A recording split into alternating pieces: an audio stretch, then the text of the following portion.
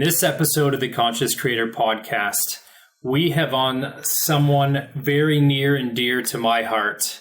This is probably one of the best chats we've had on this podcast so far. The episode is almost 2 hours long, which is an attestation to how great of a conversation that we were having and diving into all sorts of amazing things. He was in the Navy. He was in the Army. He's been to Afghanistan and is now in the strategic forces and the police services, and just an all-round incredible human. And so we get an opportunity to talk through all of those experiences of what his urges were to initially, start a life of service in that direction. The things he went through in serving in Afghanistan, the things he saw, and where he's at today. And the takeaways and the lessons and the learnings within all of that, and how it's worked over the years with his family, and the hardships that were experienced over the last couple of years, having a role that he's expected to serve blindly, yet questioning some of the things that have been going on in the world, and how that had an effect on his life profoundly, both positive and negative. So this is not one that you want to miss. This chat is with Matt Prince, who also happens to be my brother. So enjoy this one. It's quite incredible.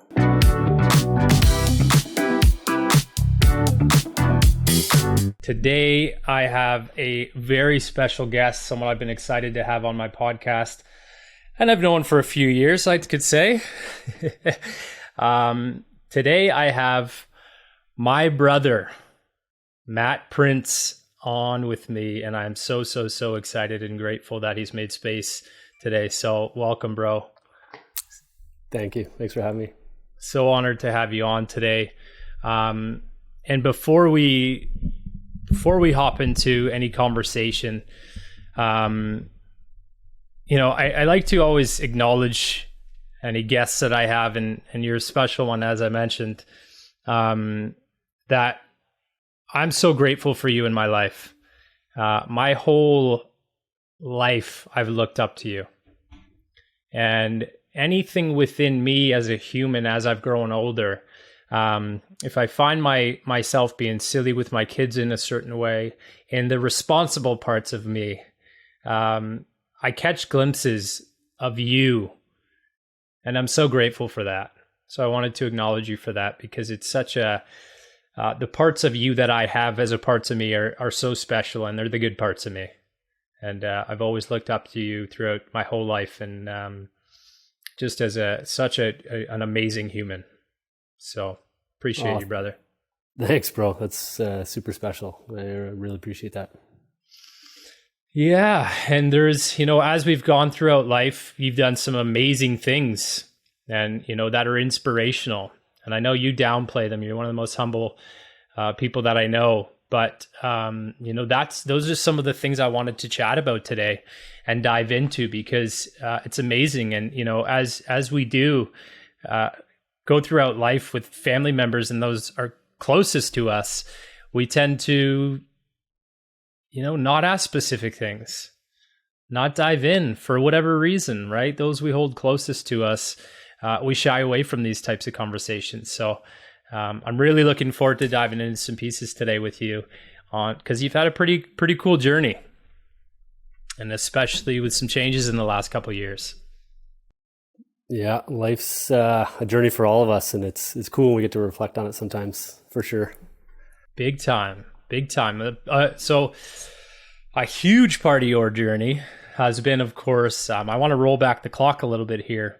We won't go as far as when you were playing Commando when you were a kid, but, when you first went into the Navy, I would love to know, and maybe I just answered it before then, but I would love to know in the first place, what was your even initial draw to say, I want to go into the Navy?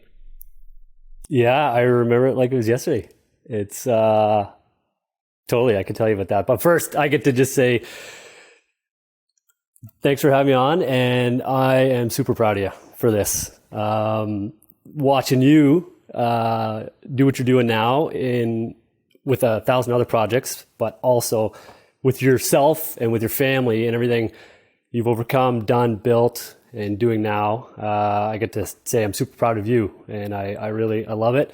And it's motivated me in these recent chapters of my life in many ways. And I mean, I'm proud of our whole family and for different reasons, but I'm here chatting with you now. So I get to tell you that I'm proud of you and what you've been doing here. So thank you, brother. I appreciate that. It means a lot. And I'm not dodging your question. Okay. So I do remember it, like yesterday, the military did have some draw to me growing up. I had thought about it, but it wasn't until I was in university. It's not a glamorous story. It's pretty simple, actually. I realized that things cost a lot. You take your loans, you got to pay for stuff. And I was walking by the booth, and some old crusty recruiter just latched on to me and kind of said, "Hey, you ever think about the Navy? Do you want to get a job this summer, help you pay for your books, you get dental insurance, all these things?" And I really didn't think much of it. And I just said, "You know what? Actually, yeah, I sounds good." And he says, "Okay, well, your exams probably finish in a couple of weeks. And if all goes well at your medical and testing, we can get you on a plane and you'll be off on your first course." And I thought, cool. So it was very simple and basic. I mean, I had the thoughts of serving in different ways, and we could go into that in many different areas, but it was as simple as that in terms of joining. So it's not what I expected at all, which is amazing. Yeah. No, honestly, because that opens up something else for me that, there's a good chance that is from probably our upbringing with a single mom and, money being scarce, and you looking at that and saying, this is an opportunity for me to do something about that and secure that piece, right, of finances. So that's really interesting. It really was that simple to start. Obviously, it gets more into it after that. But to start, I just knew that would help pay for things. And they had some good deals where you serve a year. So it was the part-time reserves that I joined to start with, but they would offer you an incentive. So if you served a year in good standing, they'd help pay for a bit of your school with each subsequent year. So that's a pretty good deal. And in addition to getting some adventure, going away, food's paid for, your uniform's paid for, you're sleeping on a cot, so everything's taken care of, and I could focus on my studies at that. So it was pretty appealing. And then we got in deep and right into it. So things changed a little bit more once I got into it. Yeah. What age was that at that you went in? I was I just turned 19. Yeah, I was. Wow. So first year university. First year university. Yeah, just in the spring after finishing up the first term in a bit. And so what? When you first went out for training, what was what was Instagram versus reality there? What was it like versus your expectations? Yeah, well, we're going back some time, so no, I didn't have a cell phone, and we checked into the barracks and got our duffel bag and everything that was personal, meaning your civilian clothing, your books, whatever you brought out with you, got locked up, put in a locker, and you said goodbye to that identity. And they really do strip you of your individuality, and it's.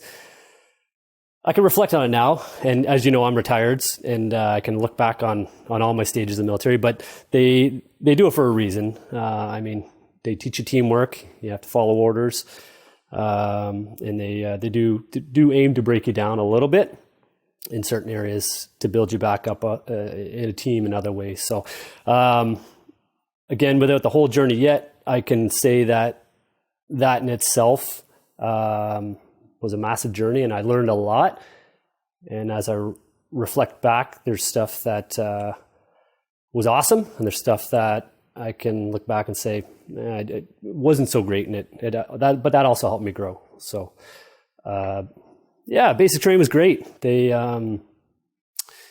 I really enjoyed it. And it was out in BC. That was my first time out there. So I loved it, out in out in the island was just awesome. Yeah, Nanaimo. So couldn't be a better place to. Sure, you wake up in the morning and they're like grilling you with physical training and the yelling and screaming, all your stuff. But I'm doing it surrounded by the ocean and things. So I found a lot of beauty out of that, and it was really awesome for me. Yeah, at the age of 19, that's a pretty impressive move and decision to make. Pretty bold, and we could compare to my journey. I don't like to compare, but certainly, I was not in that leveled space at that age, and so I always admire that stuff when I see those decisions made by the younger generation, even today. I'm like, good for you, because I wasn't there. Oh, but that's amazing. And I remember you going off as a kid, because I would have been 15, 16, and thinking, oh, this adventurous, wondrous place of Nanaimo, and hearing, oh, it's an island, and it's so funny. And now I've been there a million times and live out this way, but so cool to look back on it. Yeah, definitely. And it was neat. I mean, as you know, Hayden was born that summer, our other brother, and I was dealing with a relationship at the time with family, and it's funny to reflect on it when we had to line up for the payphone and we only got a few minutes, and then we were still writing letters. So every Friday was mail call, and at the end of the week after training, our petty officer would come and have a basket and just call people out and start flinging mail. And it was cool when you actually got a letter, and you wrote me a couple of them. So it was super cool to think of that and how far we've come from that point to now. We got to dig those up. Oh yeah, for sure. That's awesome. So how long were you in the Navy for total? Well, it was only about a year and a half. So it was that summer for basic training, and then you do your basic C phase of training. And then I loved it and enjoyed it, but I just kind of realized that there were some things I didn't love about it. So I looked at it, and what worked for me is I could transfer over to the Army. And so I made that decision for several reasons, but mainly I really enjoyed the job I jumped over was a platoon commander. And so for me, it was the initial stages were a little bit more of being with the soldiers that you're being taught to lead, getting to do what they do. And where the Navy was a bit more disjointed. So there was a lot more division between officers and sailors. And that's what really appealed to me with the Army, is getting to kind of initially do the same things as my soldiers and be a better team. And that fit with me. So I jumped over after a year and a half, switched over to the infantry. So even though you were a team lead, like you're working within that unit, you're saying as well? Yes. It was very much more of a joint team environment in the Army, in the infantry specifically, that I felt that for me anyways, had a lot of great friends in the Navy that carried on and had great careers, and they loved it and successful. But I just knew I wasn't going to keep going with it in that style, in that way. So jumped over to the Army and loved it. Immediately it clicked. I enjoyed what I was doing and kept What was it? What drove you in that direction, and what excited you? What fired you up about the Army? I like it was mainly the teamwork, to be honest. I became an officer for no other reason than, again, the recruiter saying, well, you're working on a university degree, so you're going to go into this stream. I didn't know the difference. But it fit, and I really enjoyed learning about leadership. Really got to look at examples of true leaders that motivated me, and then examples of bad leaders that taught me what not to do. And I think we could see that in all areas of life, but the Army was very specific because of how the chain of command is structured and how leadership is directed. So, but it really clicked with me with the teamwork. That was the big thing of getting to be a small unit leader, but also part of the team doing the same thing. Going through hardships together directly was appealing to me, and and it was a good feeling to go through that training. So I really liked it. And on that note, what was, training like? If you guys are training for actual war, what does that look like? Are they weekends? Are they week long? Are they, do you have a nice fluffy pillow at night? Do you get catered meals, or what's it like?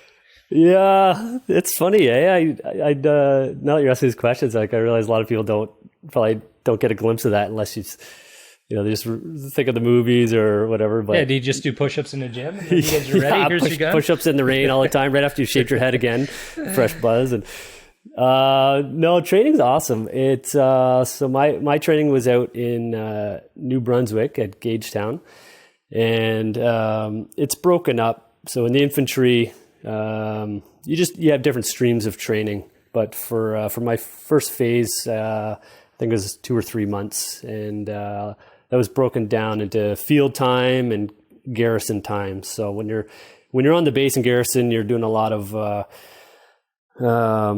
lectures on tactics and weapons handling and weapons drills and maintenance and that kind of thing. And then when you go to the field, you put it all into practice by exercises mainly. So you be given scenarios and you go and you asked me like what it's like to train for war. I'll be honest, for my first few years in the Army, I didn't feel I was training for war. It was more of an adventure and exciting, and I love camping. I love the woods. So like going out in the field for a couple of weeks, sleeping on the ground, marching was fun stuff to me. And yeah, it's tiring, and they push you to your limits. They want to see that you can still operate when you're tired. How do they do that? They don't let you sleep. Yeah, no, they purposely will keep you awake for a while to put that stress on you. Like, do they put the things on your eyes with the light shining in it? Or, well, or is it just go ahead. Yeah, you're going and going and going. So if you think you got time to rest, you sit down. You might have just enough time to change your wet socks, get your boots back on, and then you're marching again X amount of kilometers. So then you cut your schedule's kind of, you don't know what it is, and they're coming in and saying, no, now we're going for another march, or now we're going through the forest or whatever.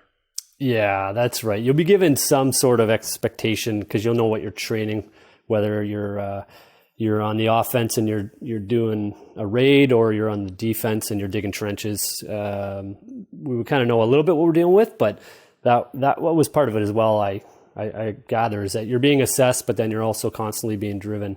And there's a reason behind it, and I can see it now, that it really did. Some people would shine, and you'd see people that maybe not struggling, but maybe were taking it easy in garrison, but they were awesome in the field. They were awesome under stressful conditions. It was really cool to see. And then there was others that just up and quit and said, nah, not for me. I'm done. And so it's categorizing people too. It's saying, okay, you have a strategic mind because you're strong in garrison. You have, the strong physical and be pushed to limits, and you just don't fit. Yeah. Definitely. And it's cool to reflect back on that because, for me, that's 20 years ago, like long time. But in that time, later on, a decade later, that I got to be involved in the other side and delivering training and being an instructor for new recruits. To go through that from the other side was pretty cool too. I really, really enjoyed that later phase of the Army. Yeah. What were when you got into it, did you have those goals already kind of set out? Did you know I wanted to be in this position eventually? Did you have that set out from the beginning, or when did that evolve, and what was that role? No, I really didn't have much of goals and aspirations. Oh, I did, but they were short term. So I started training. My goal was literally just to make it through that day, then make it through that week. Then I want to finish this course. And then it went on from there. Now I wanted to get that one more promotion, because it means now I'm qualified and I can do other things, and then one more. So it was kind of smaller goals at the time, nearsighted. I really didn't think beyond. I didn't think I would even stay in as long as I did. I was just taking it little by little. Cool. Well, I know that you did stay in it for a while, and I know that even though you didn't think you were training for war, you did end up going. You did go to Afghanistan. Let's go there a little bit. What was that, a decision that you had, or because you were full time at the time, it was something that you had to do? Or walk me through that a little bit. Yeah. So it was 2007, and I had been full time, I think, just for about a year. But my full time, it was a contract with the infantry. So the Army Reserve, it wasn't as binding as like a regular Army contract. I would sign for 2 years, then sign for another year. And in reality, if I wanted to get out, I just had to put my papers in, maybe in a month I could be off and walking. So there wasn't as much of a commitment, but it was my full-time job, and Afghanistan was still pretty fresh in terms of sending over Army reservists. So my unit had mounted a previous rotation where we saw a handful, anyways, from my specific unit go over, and they're all volunteers. It was a mix of things. I'll be honest with you. Initially, there's a small element of patriotism, and that's one thing. I mean, you feel a sense of pride for your country, but that wasn't a heavy motivator because our country wasn't we weren't at war. There was no. Again, I'm speaking freely here from my own personal opinions, but there was no threat to Canada. My family, our shores were not at risk. At least I didn't think so. But our country was calling us to do something. Later, I can reflect a little bit now that was political. So those are all small little motivating factors. But at the same time, this is what we trained for. Our country's doing this. The regular Army's doing this. They now need a percentage filled by the Army Reserves. Well, that's us. That's what we've trained for. This is everything that's built up to it. So it's our turn now, right? So I watched guys I train with. These are fellow students, people that work in the community. We had a couple teachers. We had a lawyer, a firefighter, a couple police officers. They were putting their jobs on hold and signing up and getting ready to go. So I was inspired by that and by them. These are young soldiers that had less time, or some experienced ones, obviously. But I mean, I was motivated by both levels, those both below me and those above me, for doing their part. So that piqued my interest that I think this is something I want to do. So I started to prepare, meaning I just made an intention to my chain of command that I'd like to volunteer whenever the next rotation is, and take a look at this and make it work. But then as I was going through we call it, I'm trying to not throw out too many acronyms. I'm trying to remember what some of them stand for, but you're basically doing your administrative checks for deployment. Make sure your medical's good, make sure this is good, and you gotta meet with the doc and make sure everything's good to go for deployment. So I was going through all those steps, make sure all your training's up to date, and I was good. I was green, ready to go for really the next year, because you'd go away on training, work up training, and then go. And while I was in that process, there was a few people that had failed out of their current deployment training. Yeah. Not failed out's a bad word. They just were released for some reason or other. It happens sometimes. Maybe there's a medical issue. Maybe something they didn't pass. Yeah. Yeah. So you get removed from that deployment group. So word came back that there was a few holes that needed filling, and I was already ready to go. So my commanding officer asked, "Hey Matt, are you good to go? You would have to leave next month. Wow. Leave next month for some more follow-up training." Yeah. And so I said, yeah, absolutely. I'm ready to go.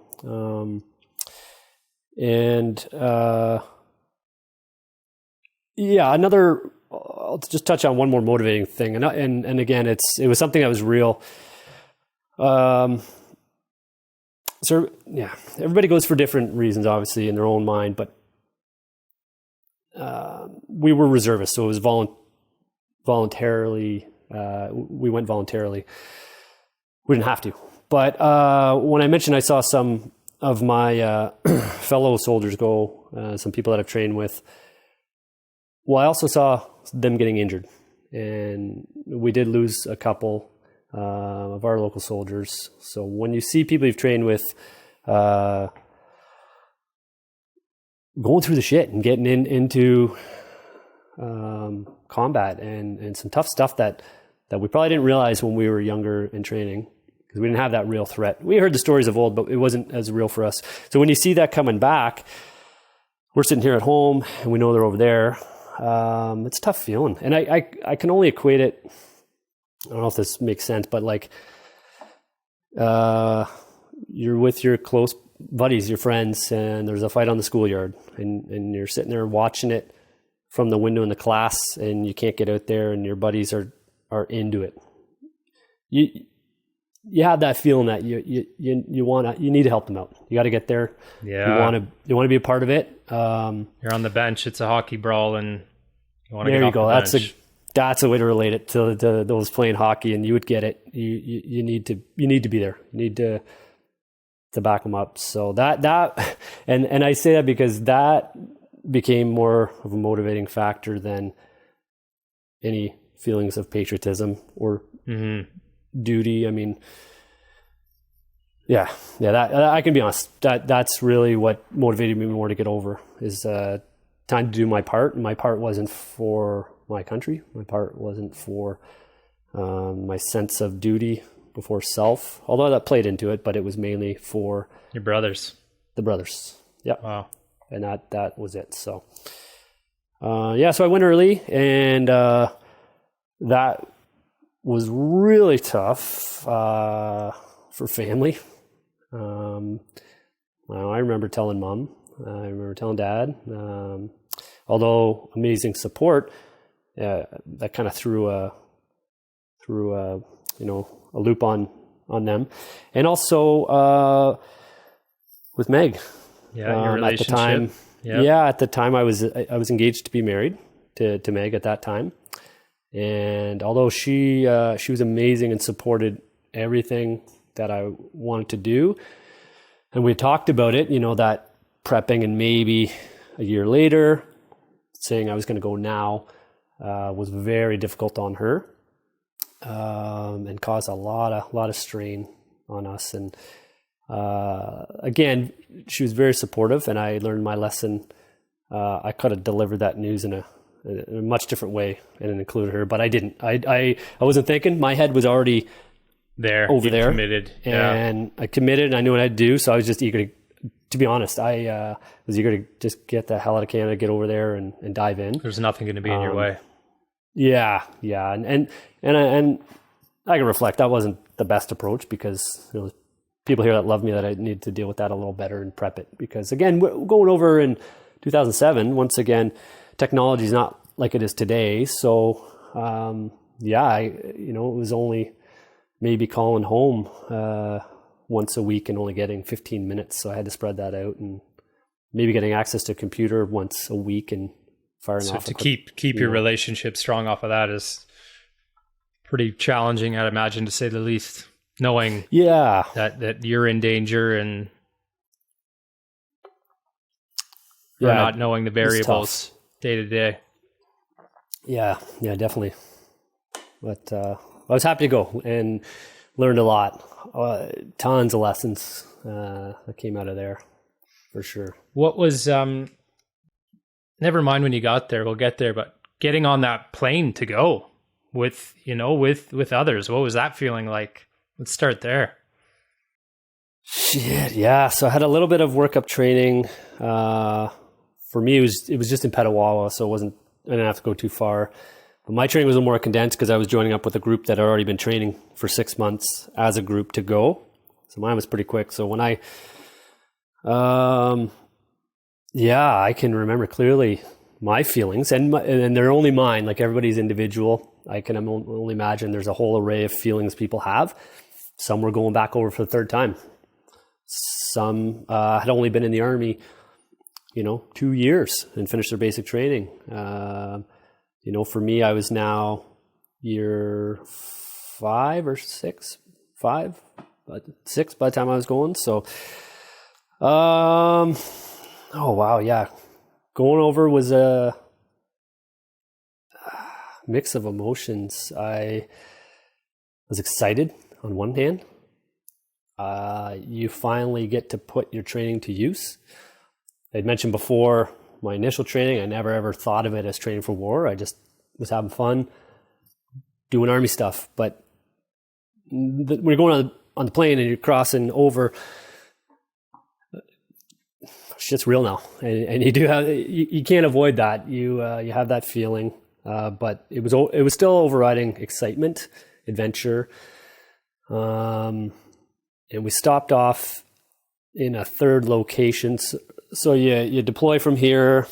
There's a base in the Middle East in a safe zone outside of Afghanistan, and that's where you gear up, get your ammunition, get your weapon squared away and everything, and then you go into theater. So wherever you are in Afghanistan. And for me at the time, for Canada at the time, we still had a bunch up in Kabul. I was assigned down in Kandahar, so we were getting ready to fly right into Kandahar on the old Hercules planes with like cargo net for seating, and it was pretty surreal for me, anyways, because obviously that was my first time going into a real theater of operations. And I know, again, everybody's got different experiences, but for me, it was weird.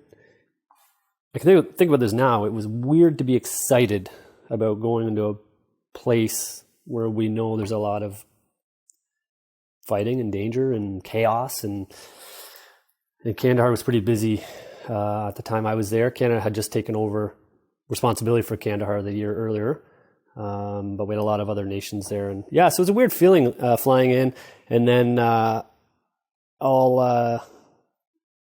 remember as we came down into Kandahar, the Hercules started doing some weird swinging maneuvers and like making like it's nauseous feeling hanging on and wondering what the hell's going on. And the guy beside me like told me direct, he'd already been there a couple of years. He's like, "Oh, this is what we do for evasive maneuvers, so you don't take fire as you're coming down." And then when we touched down, got out, and Kandahar, the airfield's pretty good. It's a big base. It's like a city. It's huge. So you didn't initially feel like you were right in it there, but then again, you look around and immediately many signs of an active war, and then you realize, shit, here we are. Oh well, a hangar that's shot up and seeing where mortars have landed and rockets and stuff, and seeing the bunkers around the base, just all those little things that you finally click that, whoa, shit, here we are. This is real. I got a real gun in my hand. There's real bullets that have landed here in this spot we're standing. Yeah. And again, I'm just telling you my first impressions and feelings, and everybody's different, but it was an eye-opener, and you immediately realized this is not Canada. We're a different part of the world here, and that started the journey there. I was there for just over 6 months, and coming back to Canada after that, you have a huge appreciation for all the simple things. Well, I can imagine. Family and friends and loved ones, and and it's cool. I mean, I've traveled a lot around, a lot of different places around the world before that, and so I thought it was pretty neat for all cultural differences and just the whole aspect of society and stuff. But that's definitely a place I'll never forget. What you know, I'm not going to let you skip over Afghanistan, right? Yeah, ask away. I made a commitment to you that I'd be open and honest and talking. And go ahead for sure. No, for sure. What was a day in the life there? Once you'd been there for a little while, what was an average day like? What time did you wake up? What did you eat?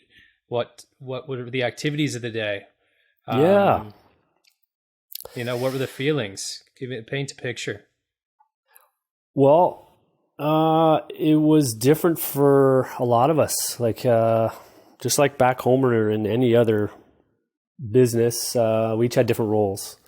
So the Kandahar airfield was a massive logistical support and operational base. And that's where I worked out of mainly. And then we had forward operating bases around Afghanistan that were smaller, and they were strategically placed to help operations and base operations throughout the country. So I primarily worked in Kandahar in the operations cell. So Canada was responsible for everything moving in and out of Kandahar, which was busy with all the other NATO and then UN countries involved. So I did a lot of best way to say it is battle tracking.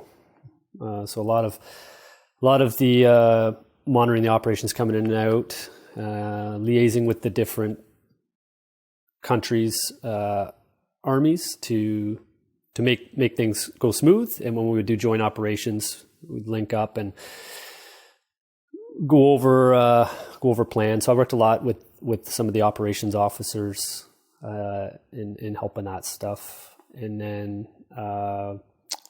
when the operations were launching,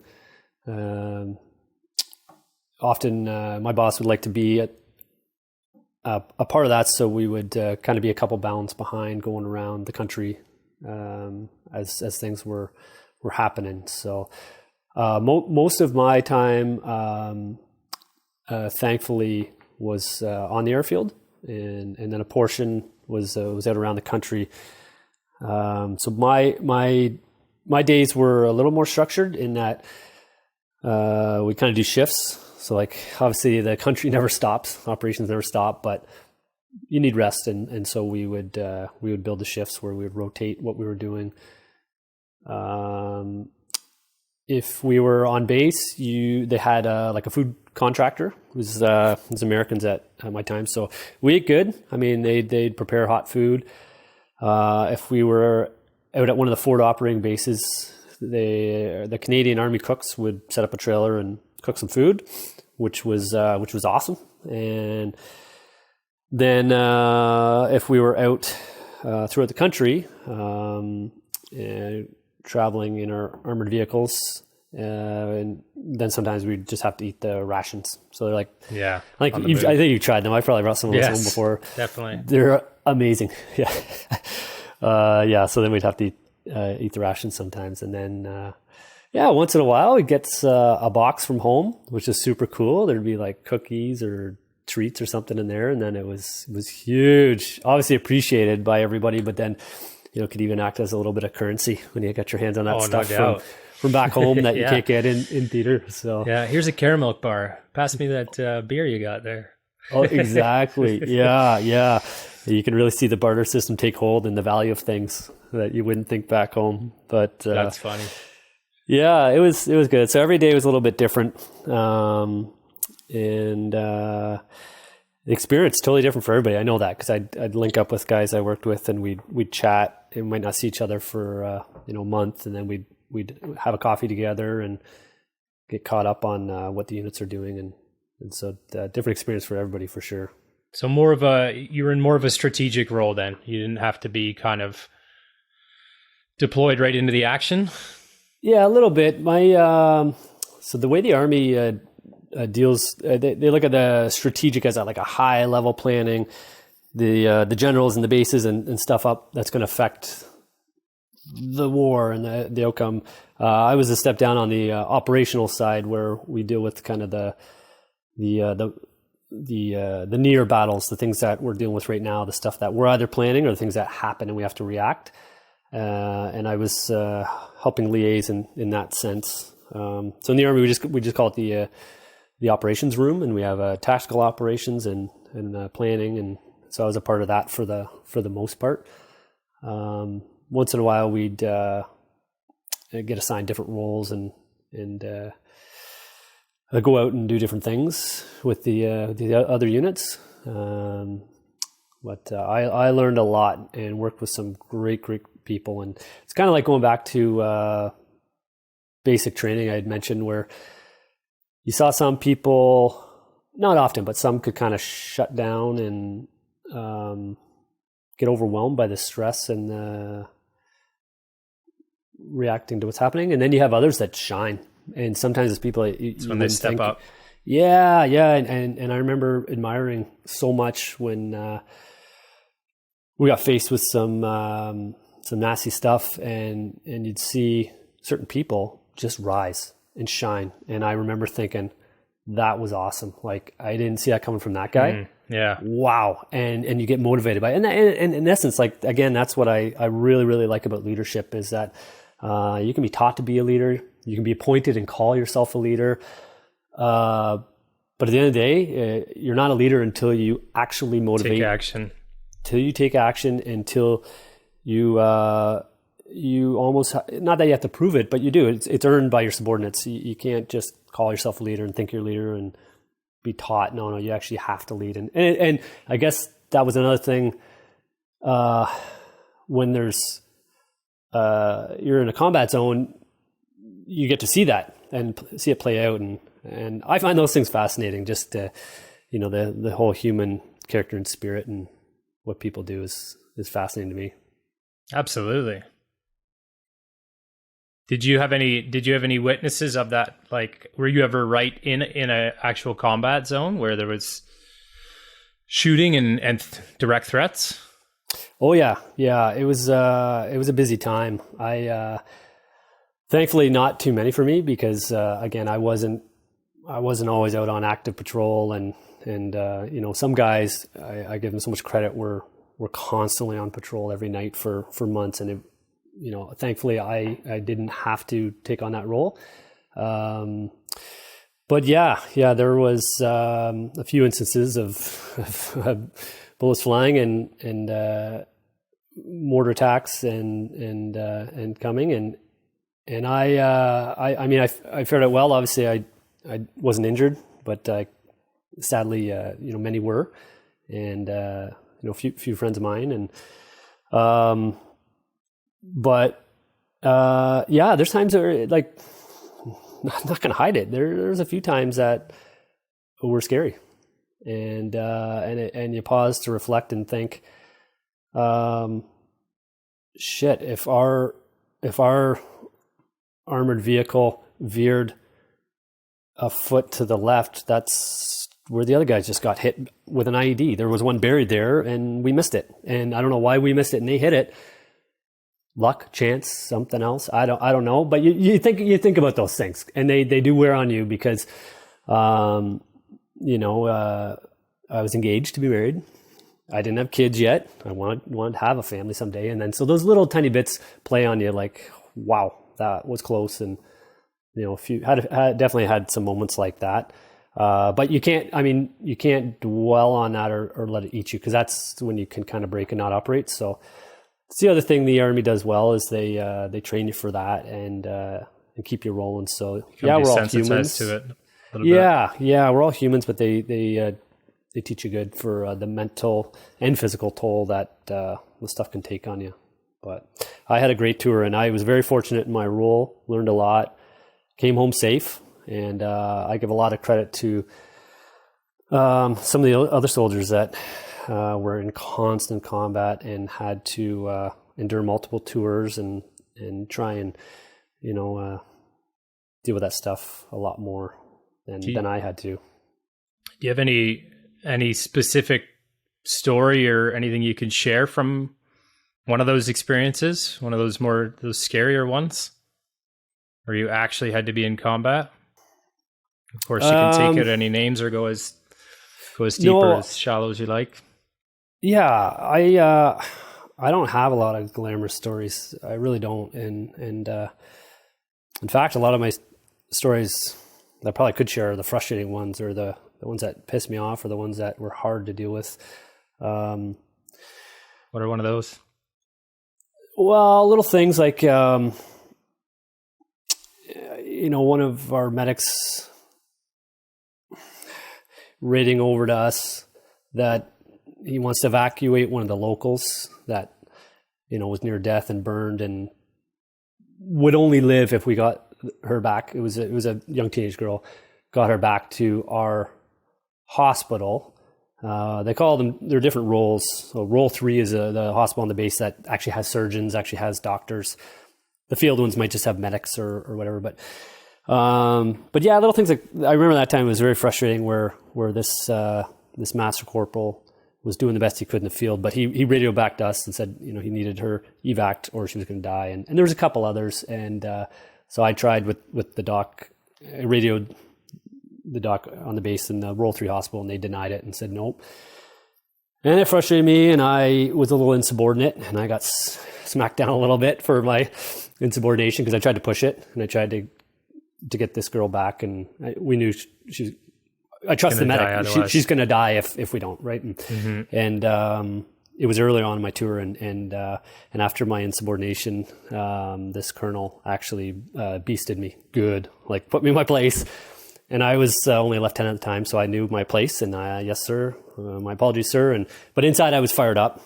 But I learned, and it is a tough lesson to learn because later, after everything simmered down, he came back to me and said, Lieutenant Prince, you're doing a good job. You're good. I like what you're doing. He's like, you got to understand, we're launching an operation. Yeah, we're launching an operation in the coming days, and I'm responsible for the bed state and how many beds are cleared. And I know, being a burn victim, if she comes in like that, we own her. We'll be here for a while, and that's one less bed for our guys going out that he had to plan. And I understood, and he got it, but it was a hard lesson to take. And then it's very inhumane, but it has reasoning. Yeah, and you see it again and again and again, and then you realize no, there's a lot of death and suffering, and you can't save everybody, and you can't even affect control on all this. So I had to stay in my lane, unfortunately, and fortunately, for what I could do and control, and just process the rest. Yeah, no kidding. Yeah, I don't know, many stories, but I can tell you, in all honesty, and I struggled with this a lot when I got back, but I've since been okay with it. I never fired my weapon. That was my next question. No, I never ever fired my weapon other than on the range. And, I struggled with that because part of me said, well, I didn't even have an opportunity. I didn't have that direct threat. And then a lot of times you get frustrated because there was a lot of unseen enemy action, if I could put it like that. So you're driving by and people are taking pot shots at you, and your vehicle's getting hit, ding, ding, ding, ding, but then it's done and they flee and they're gone. A lot of the IEDs, the improvised explosive devices, and they would be set off, but sometimes they're remote. Sometimes they'd be on a pressure plate, so you drive over and it sets it off. There's no one there to fire back at. Sometimes there'd be an ambush, sometimes not. So it was frustrating, and we're seeing casualties and injuries, but I'm not looking an enemy in the eye. I'm not seeing this. And then it does get more frustrating when I remember going to have dinner with some of the local Afghans and the Afghan police and that we were working with, and you're breaking bread and you're eating food, but then you also know some people here are going to try and kill us, and they're going to blend in, and they're going to, they're your friend at one point when you're on patrol, but then they turn around and it's the Taliban that is actually trying to kill you. So it was a weird feeling for that, because you didn't feel like you were just having this stand up fight. And everybody's different. Absolutely, there was a lot of bigger battles, but a lot of us experienced that unseen enemy that you knew was there, you knew was a threat, but you didn't always get presented with that chance to fight back. So that bothered me for a long time, because sneaky. It's almost like a dishonest war, you mean? Well, I can look at it from the other side, and I can understand the tactic. Absolutely. When you study that kind of guerrilla warfare and different things to resist. But I mean, at that time, as a soldier, a lot of us expressed that frustration from our point of view. But it's, like honestly, Mike, it's a lot of lessons learned that I have had, a lot of years, decade and a half to reflect on. And my perspective has changed a lot from what it was then. And so coming back, it consumed a lot of my energy, a lot of my heart and soul, a lot of my thoughts. What was your your integration like back after that? I can't imagine that was easy to, oh man, so many parts to it, but have your nervous system on alert 24/7 for that long, then to come back being, looking for things, all of the above. Yeah. And again, I always just say this, that everybody's experience is different because we all experience different things. And, I know people that, sat in an office environment their whole tour and they found it incredibly hard to reintegrate. And then I've met the, combat vet that was on patrol numerous times, integrated perfectly. So there's no formula, rhyme, or reason. No, I just know that everybody reacted a bit different. I found it tricky at first. I was super happy to be back, but when I came back, I think I might have told Mom this. I don't even, to be honest, man, I don't even remember if I told you this or Dad, but so you get told you're rotating out. It's a bit of a mix, so everyone doesn't just leave at once. You rotate out slowly. If you go off on the chopper and you get in the helicopter or the plane and you get rotated out. So anyways, so family back home knew I was due back within this week, but for operational reasons, they don't tell you exactly when until you're gone. So then you're out of country, out of the operating zone, and then they can send back, oh, okay, hey, your loved one, whoever it is, family member, whatever, is due back here at this time.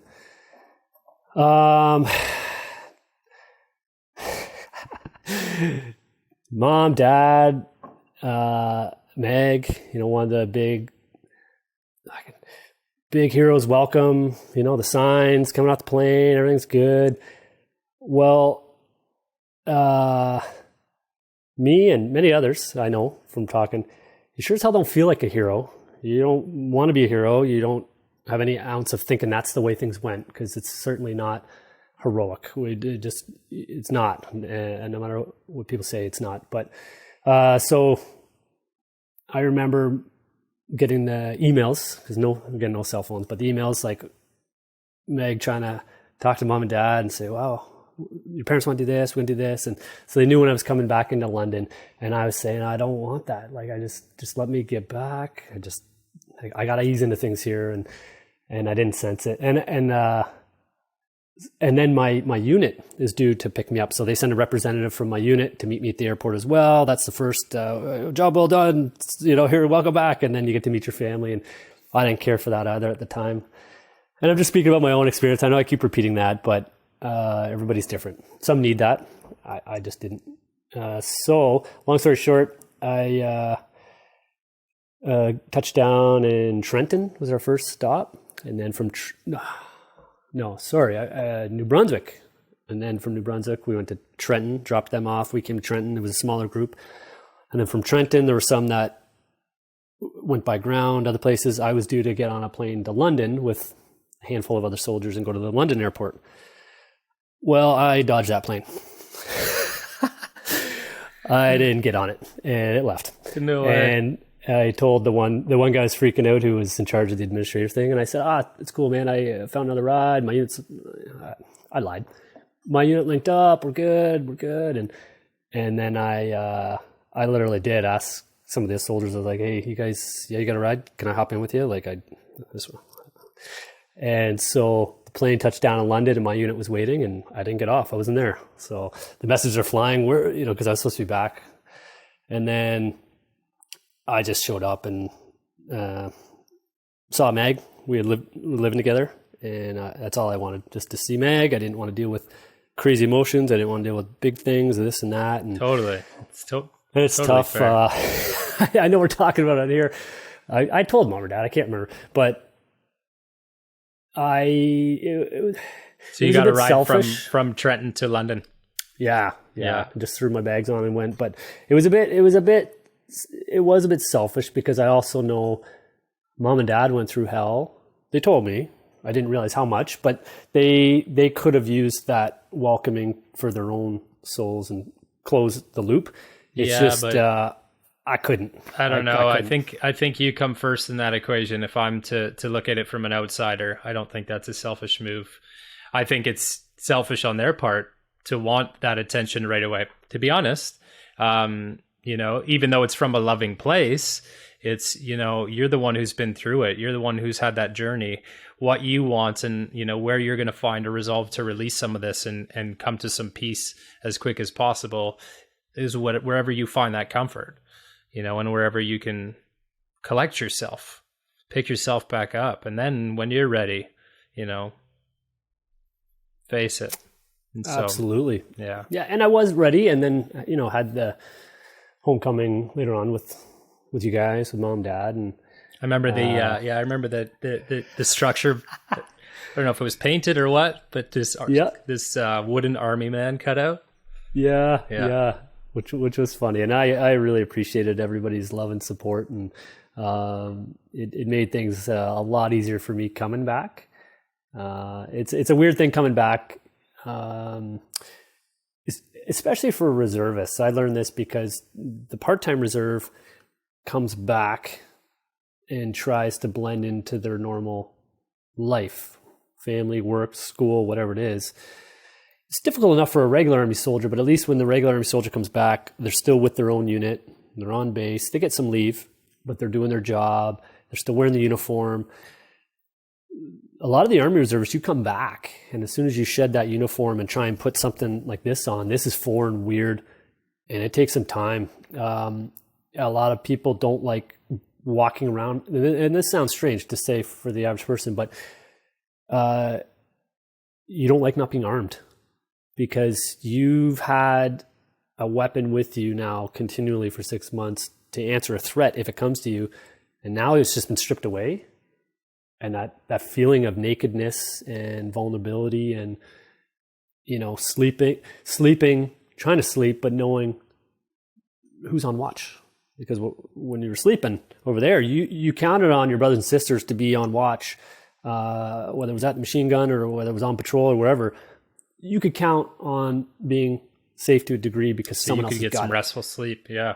Yeah, so I didn't sleep great at all when I got back. It took a long time to rest and I can say I remember us going up to the cottage or camping or something one time and driving along the side of the road, and it was the first time you ever shared anything with me from Afghanistan, and it was, that you had said you were looking, because of how your mind was trained, you were looking for roadside stuff.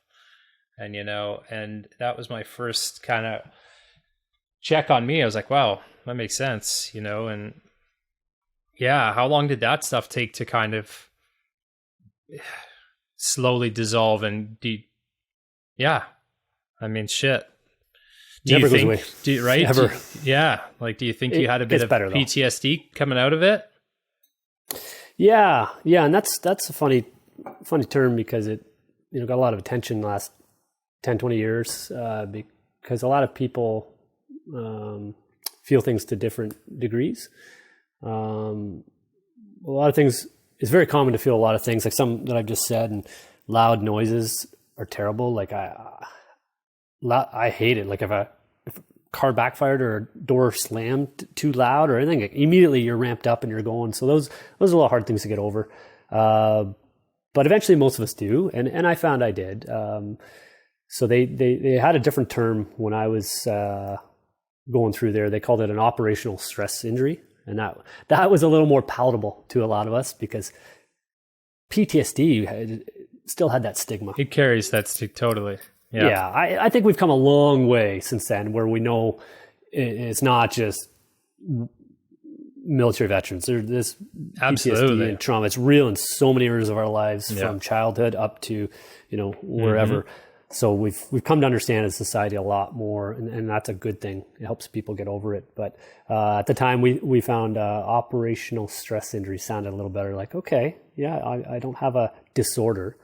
I have a stress injury from going through things. So that helped a lot of us be like, yeah, cool. And it also meant we could get over it and be good to go. So most did. And I had the pleasure of about 3-4 years after I got back, I was assigned as an officer to help other people from when they came back in a reintegration unit. And I really valued that role because I could relate a little bit, but I had also come through things I was dealing with to be able to let people know, hey, you got this, and here's some things that work for me, here's some resources, and stay on it, and provide that little extra bit of hope for some people. So I really, really valued that. They weren't all success stories. But that's almost, I would imagine that's almost a little bit of healing for you as you were helping others heal. Yeah, definitely. They say the best way to learn, like, you teach what you learn and it really sinks in with you. So that came true. But you never, I don't think anybody ever truly gets over everything because it's an experience. It's a life experience. And just like every other life experience, it marks you and you learn from it and it's a part of you. So it's, I've learned to value and have gratitude for things I went through and the fact that I'm, still here and I had a family, 3 beautiful kids and still doing what I'm doing and, loving it. So yeah, we've talked about the military for a long time now, eh?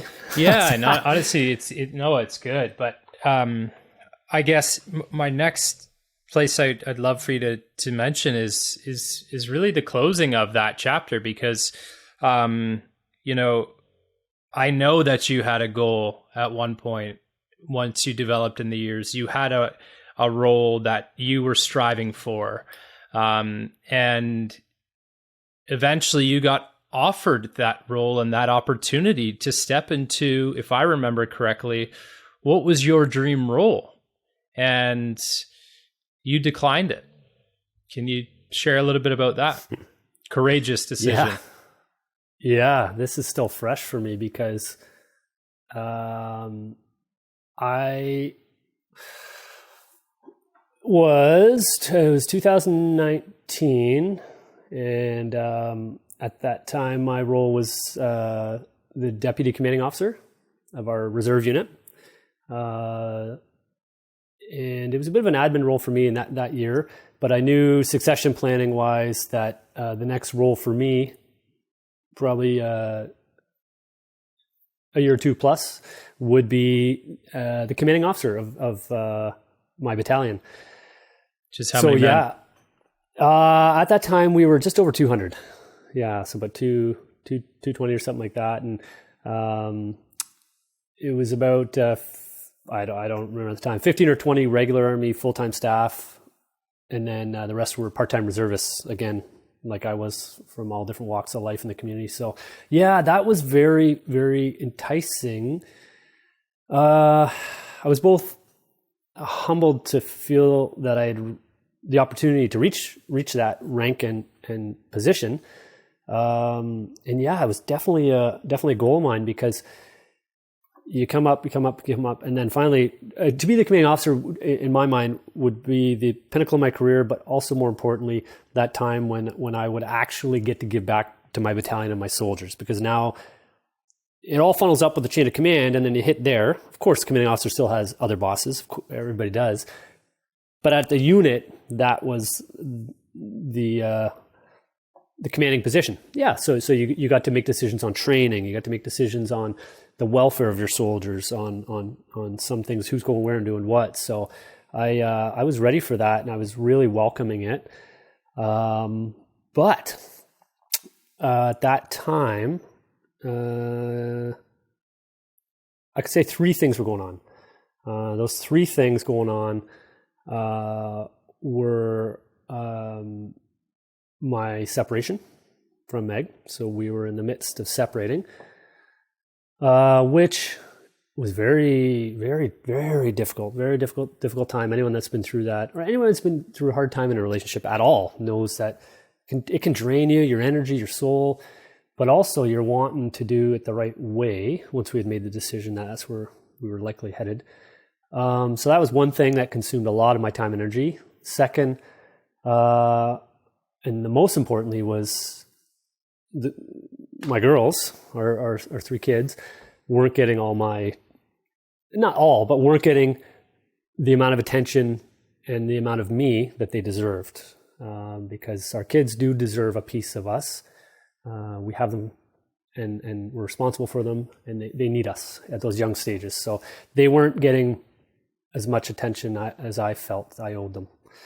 That was very important to me, and I knew I needed to step back a little. And the third thing, so at that point I had been a police officer for 5 years, and then I was still doing the Army part-time. And that's when or 6 years, whatever it was. And that's when I had just gotten onto the tactical team. So that was a lot of time, energy, and training and courses and stuff. And that was my primary career. So I knew I needed to focus. So I had that moment like a lot of us have in life when you realize there's so much going on. And you've talked about this a lot, and you really got to pare down to what's important and what your priorities are, and really start to work on that stuff. And I thought I could just do this juggling act for a long time. Things were going great. I was getting the positions I wanted with police. I got the tactical team. That was a huge goal. I had the chance to be a commanding officer. Awesome goal. I've got 3 kids. This is awesome. My relationship's starting to fail. Wait a minute. My kids aren't seeing me as much. Yeah, I'm on the tactical team, but shit, where's my mind when I'm trying to do these courses? I'm the deputy commanding officer trying to become the commanding officer, but I didn't even make our last 2 important exercises. So I realized this got to change. And unfortunately, the big change for me was I had made a promise to myself, and this goes back to the earlier chat about training and being a leader with a small unit. I said, if I ever hit that point where I can't lead and be a part of what my soldiers are doing, I got to pack it in, because I can't call myself a leader, pretend I'm a leader by appointment, if I'm not there and I'm not actually giving an example, if I'm not leading.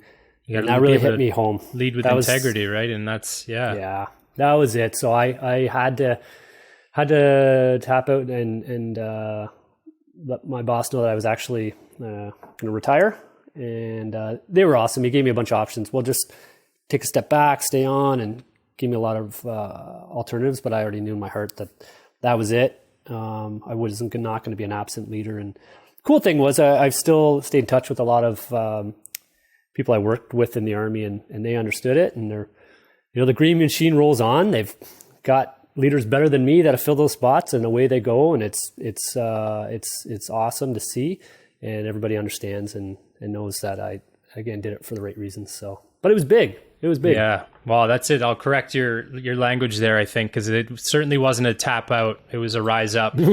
Yeah. You had to make a courageous decision, and you strip away any of these roles that you play in your life, and what do you have left? You have your health, you have your family, and that's what matters most. As all the accolades we can get and all the amazing things we can do through these roles, at the end of the day, they don't matter if, our foundation's not intact. So that's, I remember you making that decision, and how it could have been judged, but I was so proud of you for making that decision, because I know how important the Army has been your life up to then, and but it comes a time, as you say, it's, you hit that TSN turning point? Well, thanks for the correction of words. Yeah, no, it's funny. You could tell me by my language, I still have a little tinge of still guilt and stuff I got to get over with what could have been. But yeah, no, I appreciate that correction of language, because it does remind me that I had hit that point, and now the other things that I prioritized in my life have been thriving. And it's amazing. I can mark that TSN turning point as becoming a father again. And that has now, I know we've talked a lot about, my military time and others, and it did occupy a ton of my life, but at the forefront of everything I do now is the kids. And it's really what charges me and gives me energy and motivates me. And I like to think all my life experiences before, sure, they guide me, but more importantly, allow me to give back to the youth and to the next generation, and my kids being part of that. Yeah, it's amazing. And I guess a question on that is, because obviously through, you've been in the strategic tactical team, with the police now for years and years. And I can't imagine the things that you've seen and the underbelly that you have to experience between that and the Army in the past however many years you've been serving in this space. How do you navigate that? Like, how do you navigate seeing corruption, I would imagine, horrendous acts, and very low-level humans, if I can say that. It feels terrible saying that, but, humans that are full of, some not so great things, that are in pain themselves, so acting out on it. How do you see all this stuff and still manage to have such a positive outlook on life and bring those amazing teachings to your children? Great question. I can honestly tell you, there was a period where I didn't have a great outlook and I didn't have positive lessons because I got consumed a bit by that negativity. To see awful acts that humans are capable of, and real evil, like I'm talking real evil that exists in some humans, that wears on you. And it definitely did in the first few years of policing. For a while I tried to pack it away, shed my uniform, hang up my belt, and then go home and just be a father. And it worked for a while. Then it stopped working. And when it stopped working was the same time, like I mentioned, that I had to make some changes at the Army.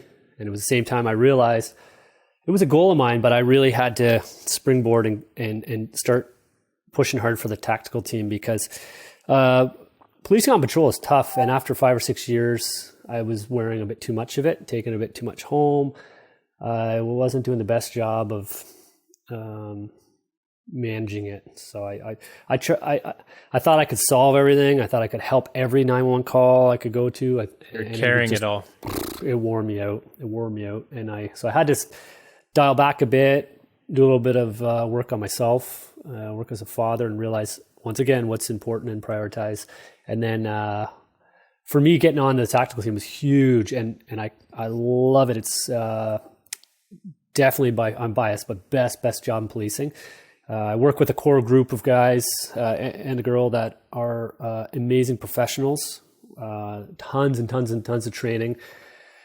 Funny thing is, we also deal with the worst violence and more dangerous things, but I do it as a team, and I do it with more training, and I do it with more equipment, and I do it with more. So it's not something I worry about.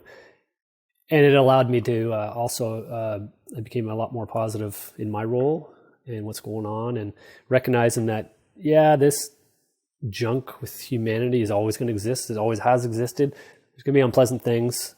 I just see more of them. Police officers in general, we see it a lot every day. Doesn't mean that's everything. Doesn't mean that's all that exists. There's still beautiful, great things out there. I was just kind of blind to them because I was so focused on my role dealing with the other junk that it wasn't good. So it was just a perspective shift, I think that helped me realize there's still good things out there. Got to keep connecting with them, seeing them, and more importantly, with my kids. And again, I realized that children absorb the energy of their parents, and I didn't want that. So as soon as I recognized that, I had a huge course correction, had to change things, and it's had immeasurable benefits. And I've noticed in all three of my kids when that shift happened. It's amazing. Yeah, I think that makes sense, eh? Absolutely. You know what I'm saying? Yeah. One last piece on the policing piece, and not to focus on challenging times, but what's happened in the last few years? I mean, some decisions that we had to make and some things that happened. How was that for you in your role, and things you saw and decisions you had to make? Yeah. I'm glad you asked, because I know some people tiptoe around this, but I've been pretty vocal the past few years. Some came from a place of concern and questioning. Some came from a place of anger. Some came from a place of, reconciling some things. So I've gone through those phases. But yeah, so I'm just trying to think of timelines here. Timelines don't matter. We all know what happened in the world. Things changed, and I don't even like repeating the terminology that was used, but there a lot of stuff is going on and affected all of us around the world. They called it a pandemic, right? They called it a pandemic, and things were happening. So at work, the way it played out for us, early on, we started being told to enforce certain things. I didn't agree with those things. I can sit back and again, for anyone that's listening, it's a conversation with me and you. I actually forgot that other people were going to be listening to this. You did a good job. I just realized, this isn't just me and Mike talking. No, but I know there's many, many different views and perspectives and places, and I can appreciate them all. Mine's just one of them. But it did affect me greatly, so I speak out on my own beliefs and opinions. So early on, we got told to kick kids out of playgrounds and ticket the parents. If there was too many cars in a driveway, to go to that house and to fine people hundreds of dollars. I'm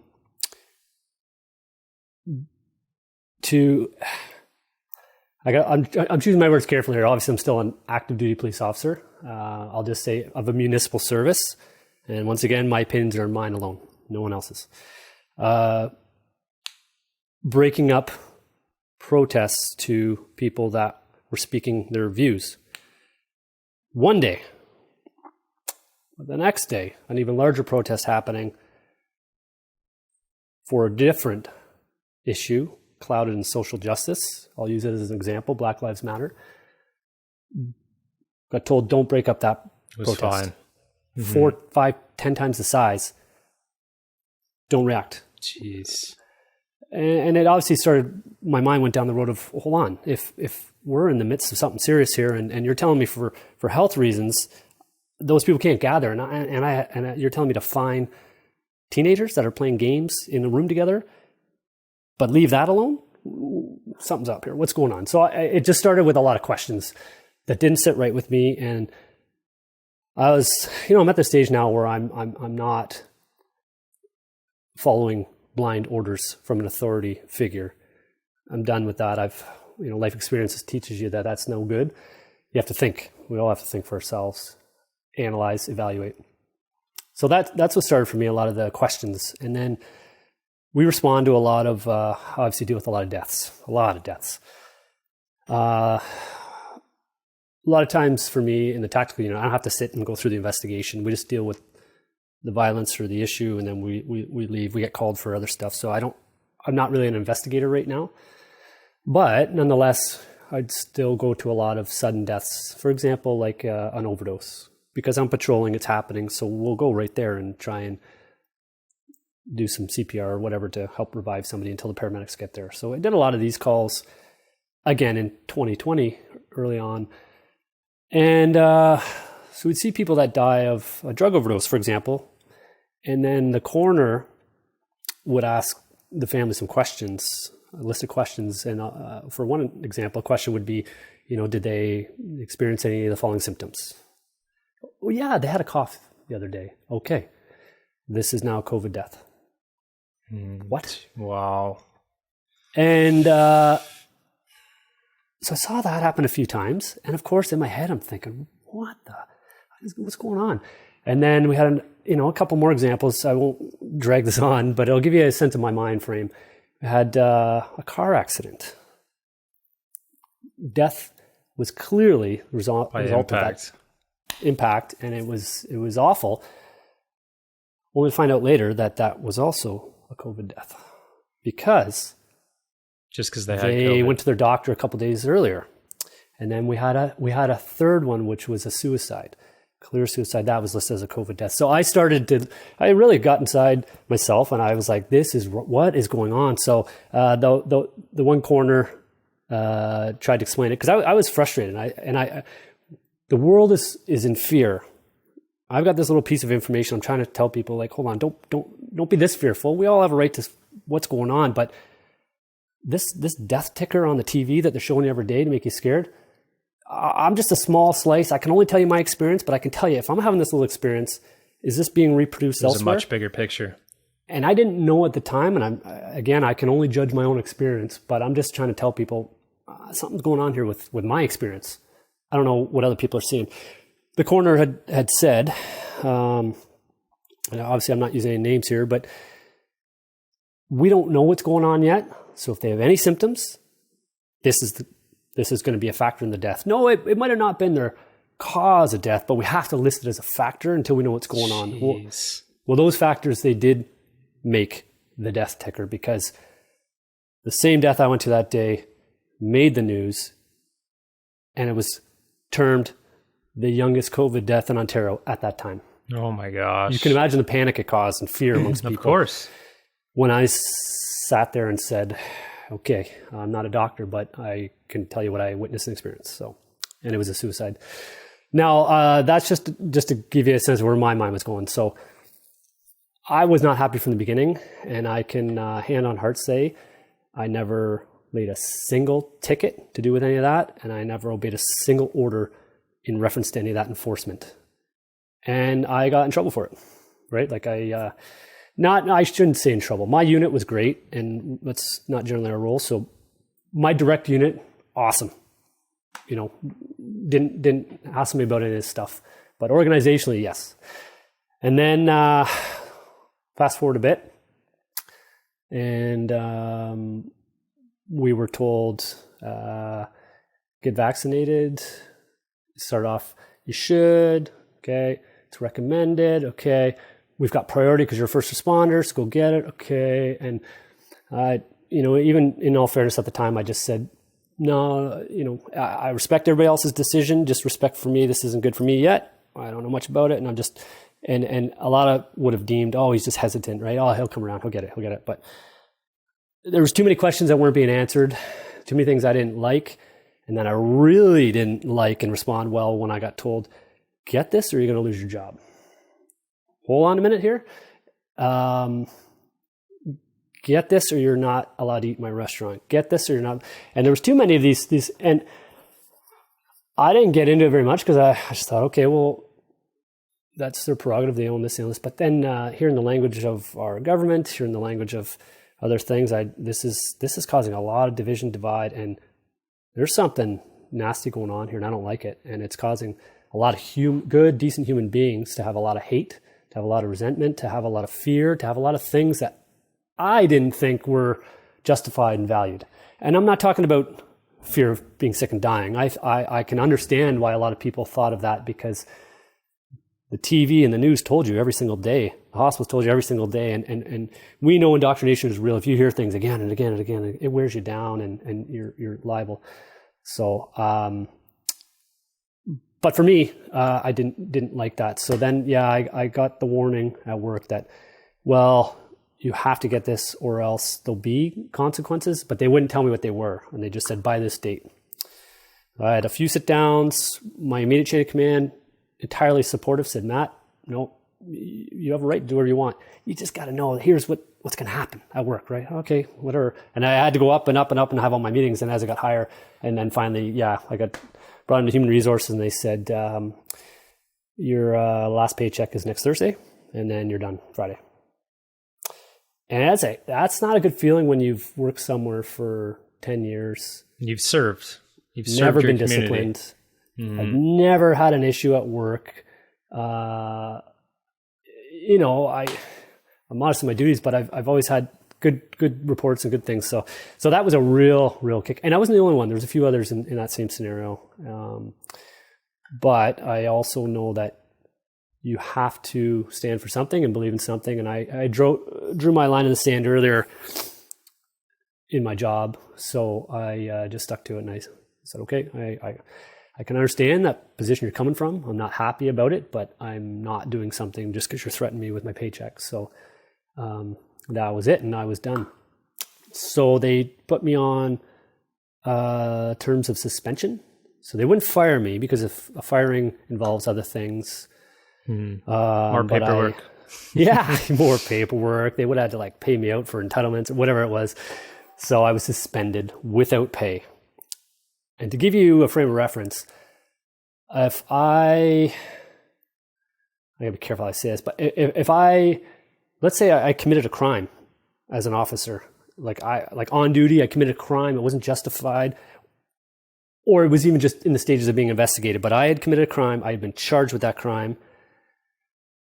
The way the police handles that is they would say, okay, Constable Prince, you're suspended with pay until we have a due process to figure stuff go out. And that might last a year. That might last a year or longer. And we've had people that have been charged with serious offenses and they've been kept on the payroll.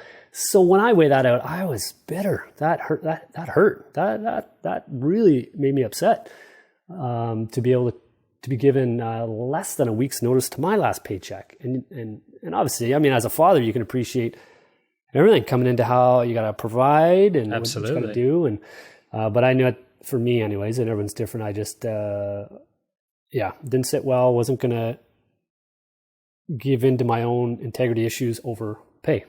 So I was suspended, then another suspension, and was on to the third. And I made things work. A lot of shit jobs, cash jobs here and there. I had a few really, really, really awesome people that helped me out. I'm going to be honest. There was a few awesome friends that actually paid my rent for a month. There were some other people that legit dropped off a bunch of meat and food and just little acts of kindness like that were super cool. And then of course people that supported me and I'm talking about from both sides of, I don't want to call it debate, but both sides of the perspective on the issue. Good humans who rise above and say, you know what? Humans looking at other humans and saying, there's help. They appreciated here. Where I came from. And they had different opinion, but recognized, okay, you're still a good person, so let's help you out. Well, I think that was the most important piece during that, right? Is we saw so much sadness happen of those that didn't respect each other's opinions, families torn apart, relationships torn apart, all of this stuff. I know countless people that still aren't talking to parents, friends, whatever. And it's terrible. And, who cares what side we stood on? Well, of course we care. But what I mean is, at the very least, we can respect each other's opinions on it and support one another as humans to humans, and that was, I remember you going through it, and it was horrendous to see because it's, it was just ridiculous for the amount you've served your community and the job that you've done. And, for that to just be pulled out from underneath you. And then, I remember even you almost lost your apartment at one point, and that's your home. That's where your girls have become comfortable and been grounded and had that opportunity to create meaning, and it's funny you mentioned that. That's the same time I'm referring to when I really was packing up. I couldn't afford my apartment. I'm working jobs, it's not enough. And that was actually the time when I stayed strong in faith and prayer, and that does ground me and guide me. Had a a few close friends that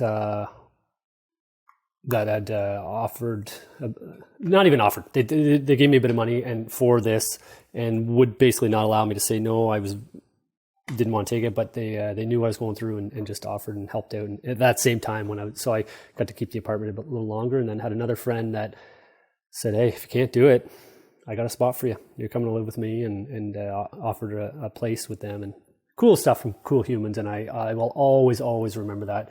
I would say their names on here. There's several of them, but they made me promise that it would stay anonymous, and I respect that because they truly did it out of the kindness of their heart. So yeah, and those are the people in our lives that matter, right? Those are the people in our lives that when you're in the shits, they're the ones that are there, regardless, right? And there's no questions asked.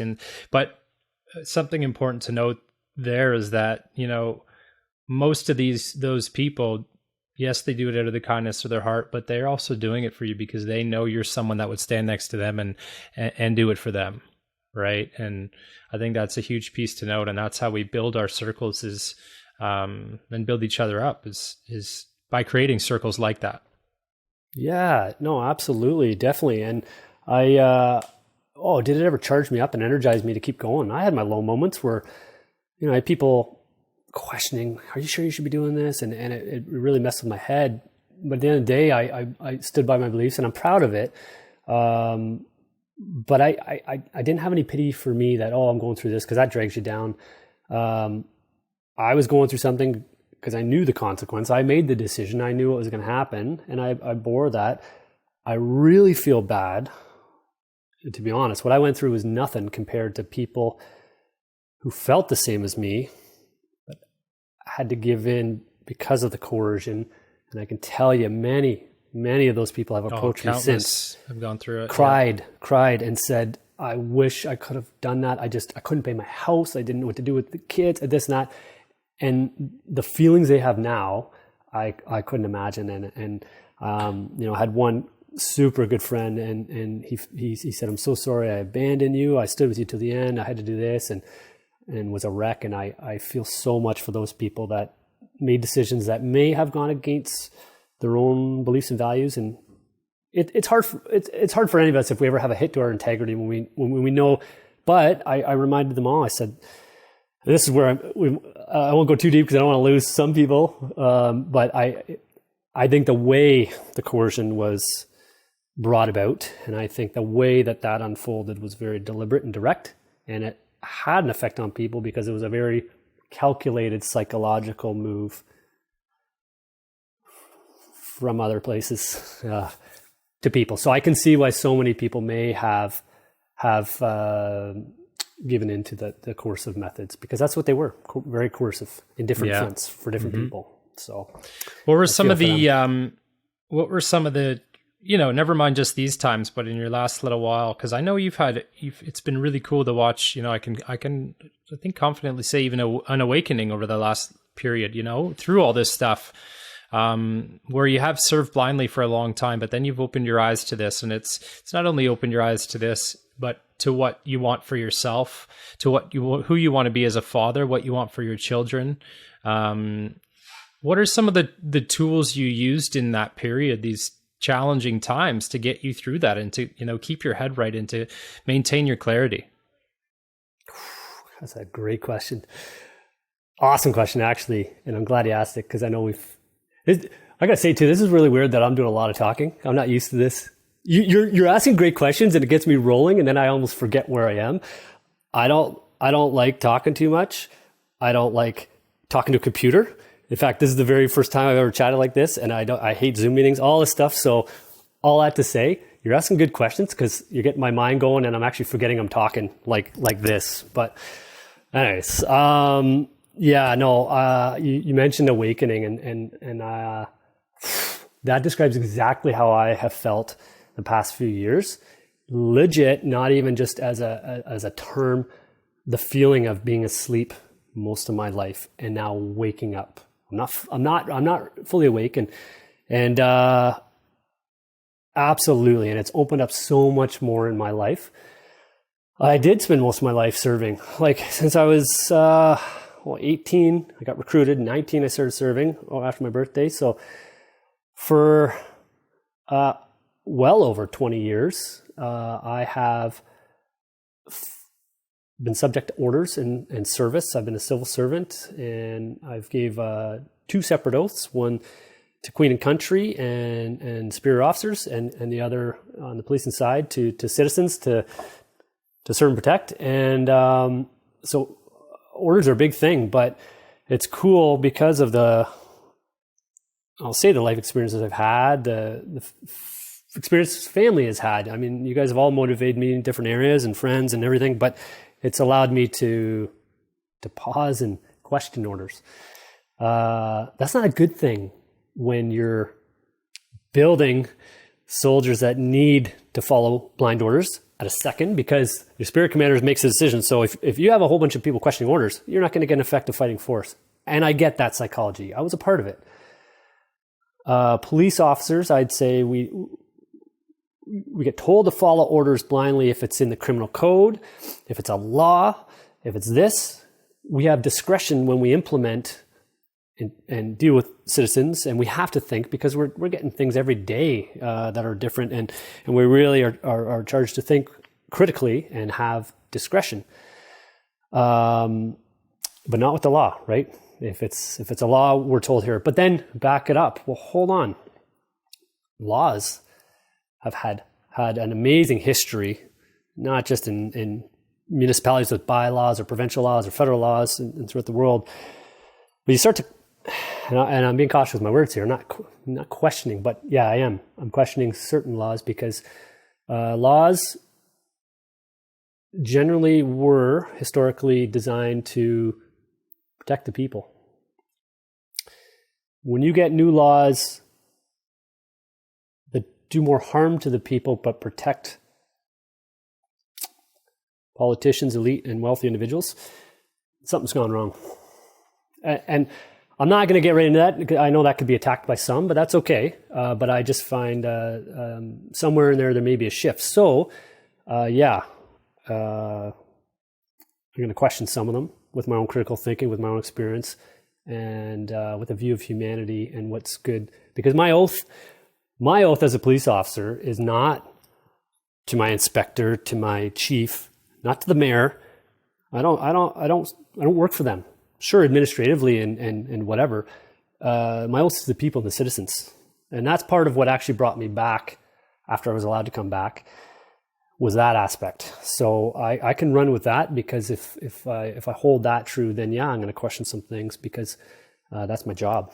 And I could be presented with new laws. Hey, we're on parade. Hey guys, here's a new law, so enforce it. Blah blah blah. Cool. Well, who decided that law? Yeah. Okay. Was it voted cool. on? It's now a law, and if I don't enforce it, sure, I'm subject to being in trouble, disciplined, let go. I'm fine with that, because I have my own integrity, I have my own heart and soul, and I got to reconcile those two. Or what am I doing here? So that, I think that's part of, you had asked me how did I draw, or what energy drew me, or I can't remember how you framed that, but that's part of it for the role I'm in now and going back as a police officer. But going back to the awakening piece, wow, has it ever changed my life? And in particular with myself and my kids, so much more rooted in nature and true ways.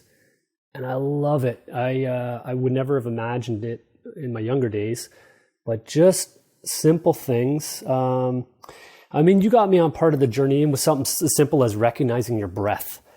Like, you get it. A lot of people that are possibly listening or watching get it. I didn't at all. I thought it was crazy stuff, and I would have never imagined something that simple. But something that simple, and that's just a small example that opened me up to realizing, number one, our bodies are amazing, incredible. But I feel I was not always led to believe that. Not traditional, I'll call it public education, the medical system, they don't help us see those things. They in fact do the opposite. A medical system a pharmaceutical system that profits immensely. They don't want us to be able to heal ourselves. They don't want us to be good in our own skin. Your journey with healing yourself with Lyme, incredible. When I was reflecting on that helped me as well. We've made some big changes with the kids and education, and it's opened my eyes to a system that I don't agree with at all. And that's why we made some changes. We started homeschooling the kids a year and a half ago, and best move I've ever made, ever. It's not for everybody, and a lot of amazing teachers out there. I'm not taking away from them, but I am definitely taking a stab at the institution of education and the history of it and what it does to our children, because I can now see the other side and the profound impact it's had on removing them from that indoctrination. So amazing. Yeah. I love it. So that's also where I get my strength with the kids. Yeah. And now giving back to them and connecting with nature, connecting with our food source, connecting with our healing, connecting with how our own bodies feel, connecting with community. That's also doesn't feel like, community of people that we've connected with that don't feel like they can only survive with medicine, of modern medicine pills, that feel that they would be lost if their kids weren't in school. Like I'm done with that. And I know the more we can connect with our roots, our old ways and nature, these things that have been robbed and taken away from us the past couple generations, particularly. And for me, it started with a little bit of the doom and gloom and being upset and angry, and it's totally flipped 180 to now being hopeful, appreciative, daily gratitude, and instead of complaining about things, it's that whole thing. You got to build new things. So you got me talking a lot with these questions. This is awesome. No, it's great, and it's been amazing to witness and watch over the past couple of years. That's why I used that term awakening, because it's exactly how I described it. I've seen you come to life in a whole new way. I've seen the girls. Oh my gosh, they're so full of energy and life and smiling, and you can see the connection. And obviously I've had that journey as well. And so it's been amazing to watch it evolve. And it's part of what we're looking forward to creating when we occupy our new space in Ontario and build a garden together and, farm to table at home and all of the good stuff. It's, as humans, we've gone backwards for the past however many years. If we look years and years ago, how in touch with the earth and ourselves we were, it was crazy. But now we've become so detached, and we forget that the simple tools we have are free. Our breath, nature, cold water, food from the earth, all these basic elements, are all at our disposal. We just have to open our eyes a little bit, and they make us better in every other aspect of our life, right? They do, and it reinforces me that these things are good and true even more when they're under attack. That reinforces it for me, because I'll tell you, it's not under attack. It's not under attack for me to consume sugary foods every day. It's encouraged. It's not under attack. It's not even under attack for me to smoke and drink and gamble every day if I wanted to. It's encouraged. It's profitable. It's good. It's under attack if I want to have chickens in my backyard, because the bylaw would destroy that. You can't do that. If I want to drink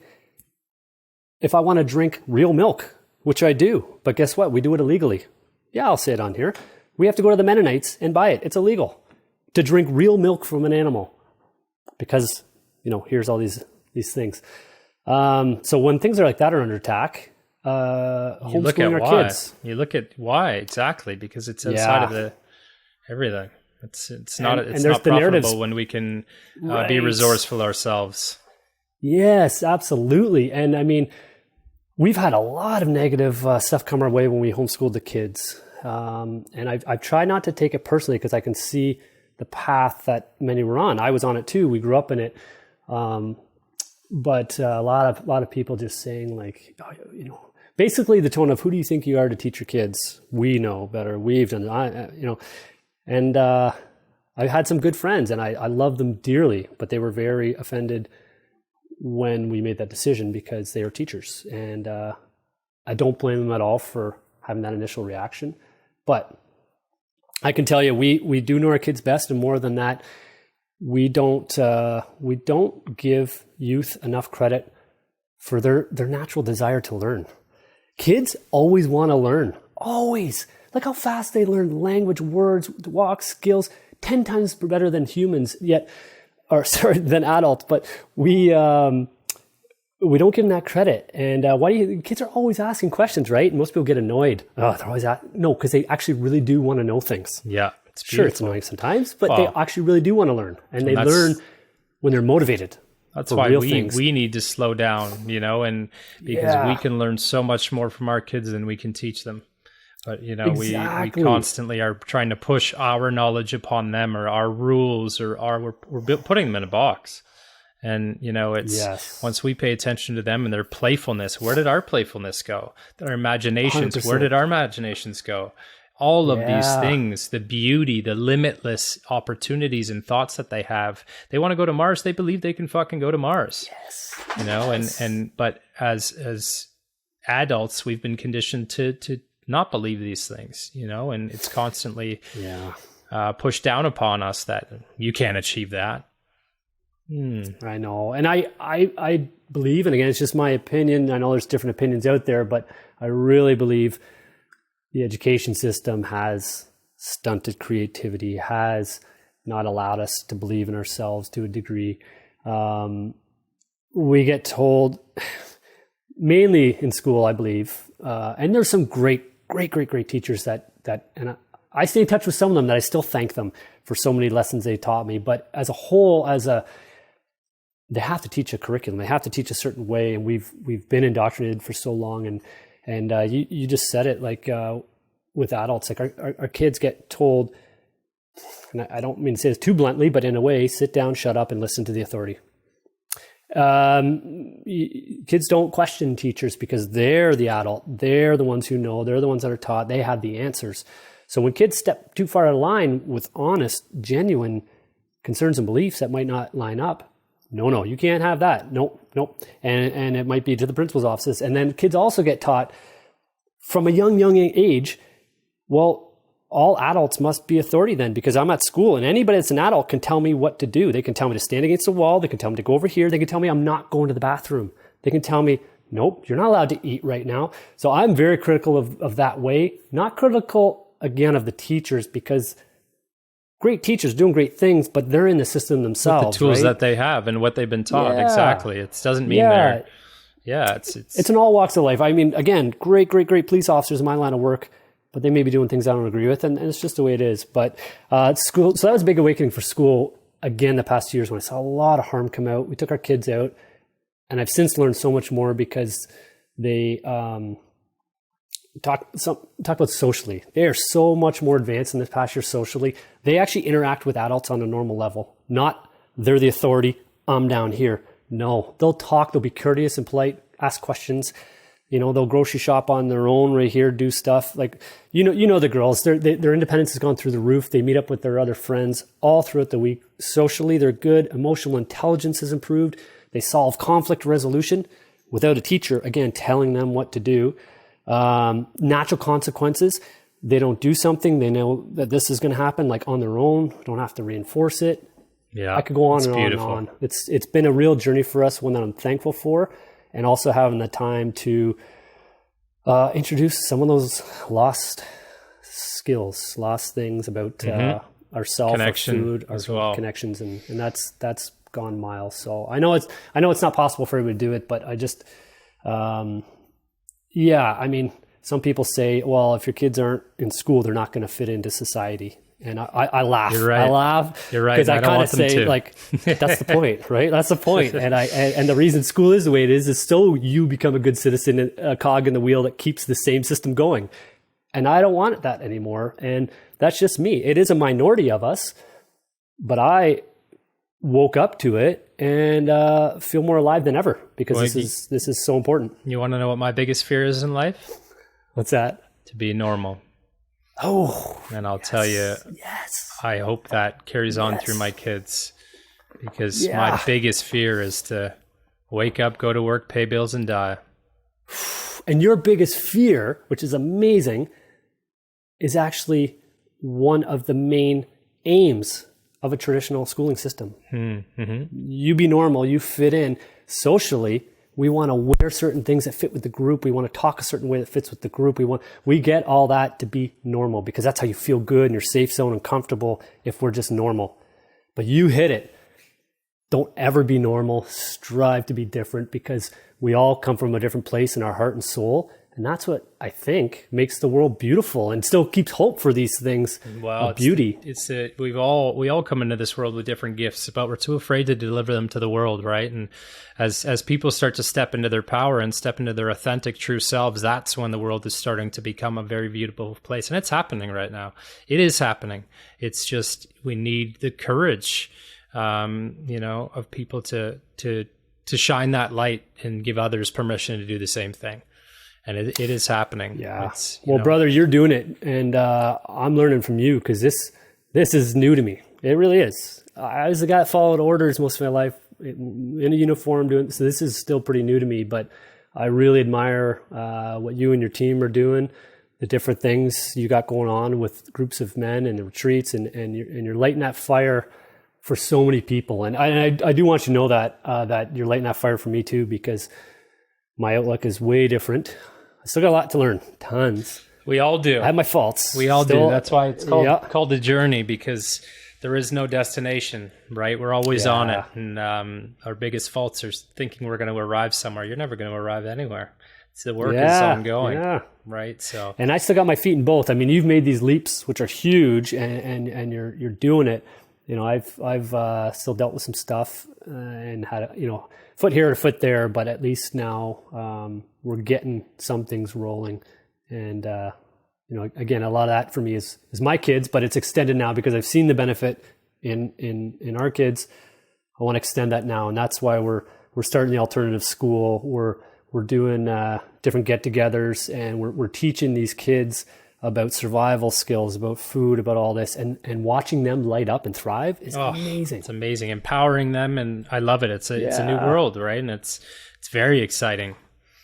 Yeah, it's we've had a long, amazing, beautiful chat, and this is the most I've talked in forever, and it's funny. I can honestly say half the time I forgot we were on this thing. It's like, just chatting with Mike, and I appreciate it as well because we haven't had an opportunity as brothers to have a conversation this long in probably years. Maybe when you were visiting a few years ago, but you made it happen because I know too often we're just calling to try and get a quick chat and connect here and there. But by you keeping on me about this, and I almost that I almost didn't want to do this because I have struggled with vulnerability a bit and out of your comfort zone. So it is totally. But I don't care who listens or watches this because I'm just talking with my brother. Anybody else doesn't matter to me. Well, I've got two final questions for you that we ask everybody on this. So we'll hit the final two. It is the first is because this is called the Conscious Creator Podcast. What is your personal definition of a conscious creator, and maybe how it relates to your life? I thought you were going to ask this one. Obviously, I've heard some of your other podcasts, so but I didn't come up with an answer purposely because I didn't want to just overthink it. So, what's it mean to me? Well, I just breaking it down. I mean, being conscious in itself has a new definition for me the past while for all the reasons we've just talked about. So it really does mean being awake and aware and just feeling, sensing, smelling, just everything for being in tune to what's true and what's around you, just being aware of it. So consciously being aware of things, not just letting them fly by you and be influenced by other things. And obviously to be a conscious creator, is creating with that awareness and being aware of your intentions of what you're trying to create, what you're doing, and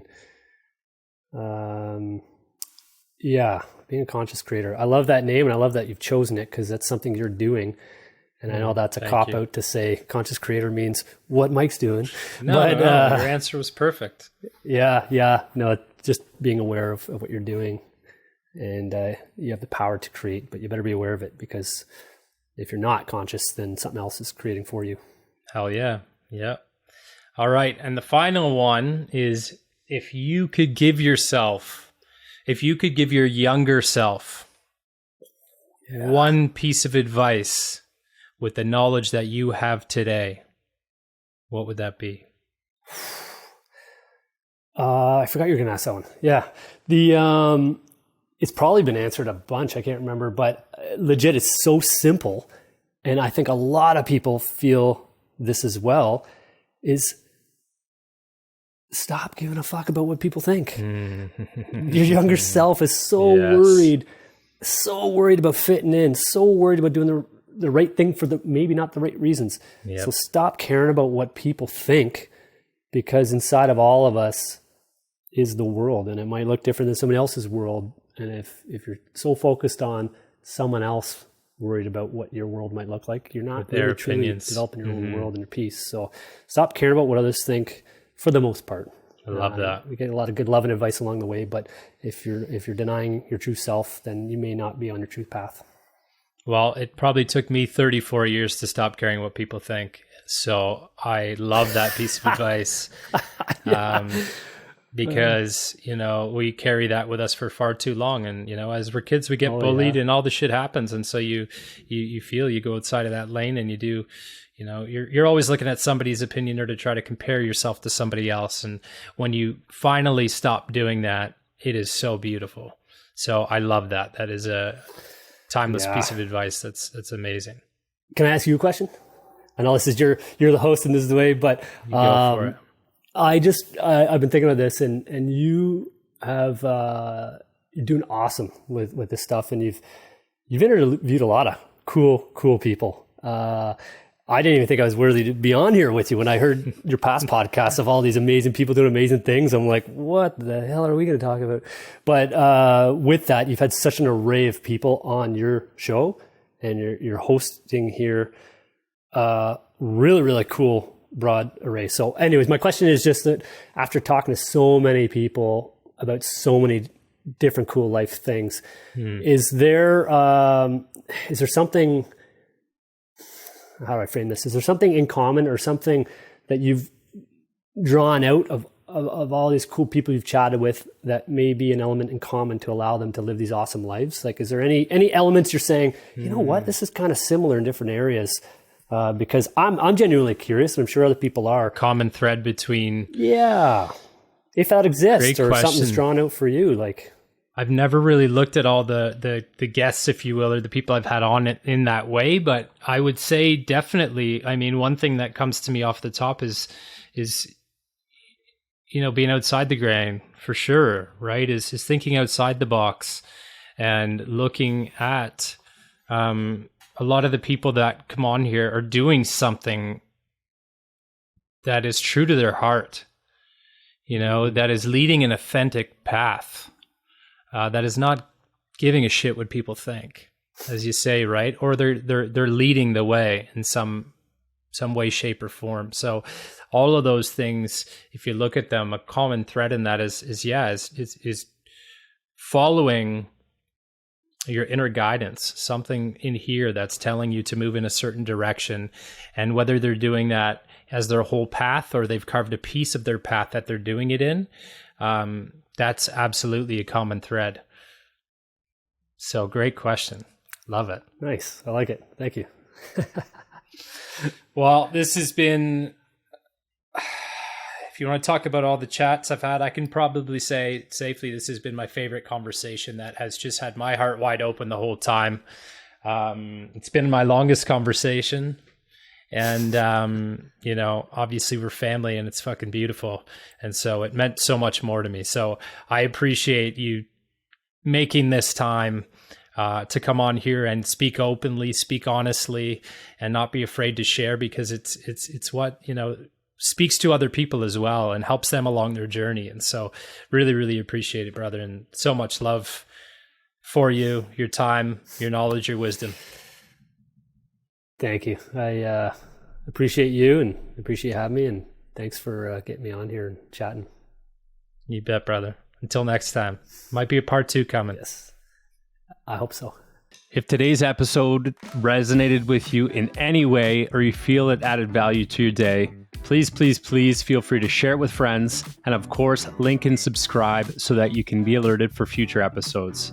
We sincerely appreciate you watching, and always remember to learn, laugh, and love. Until next time.